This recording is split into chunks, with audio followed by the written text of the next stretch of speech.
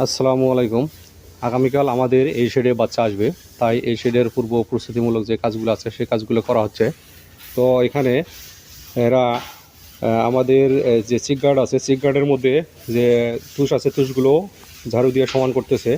তো খলিল, তুমি বলো দেখি, এই চিক গার্ডের যে তুষ আছে, তুষগুলো ঝাড়ু দিয়ে সমান করা কী কারণে করতেছো?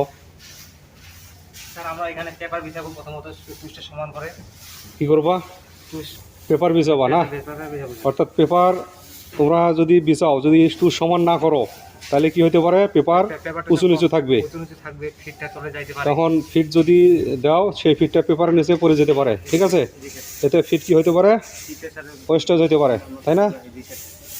তো সেজন্য কি করা হচ্ছে, আমরা হ্যাঁ তুষটা ঝাড়ু দিয়ে কি করতেছি, সমান করে দিতে, যাতে পেপার বিছাতে সুবিধা হয় এবং পেপারটা সমান থাকে, তাই না?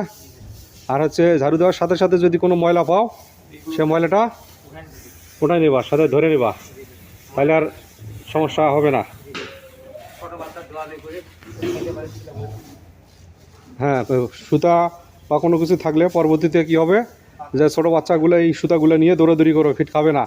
ঠিক আছে, তো অনেক সময় এই সুতা জিভার মধ্যে লেগে জিভা ছিঁড়ে যায় বা কেটে যায়, এতে বাচ্চার মর্টালিটি বাড়ে। তাই এই জন্য ময়লাগুলো বাঁচা হচ্ছে সাথে সাথে, তাই না?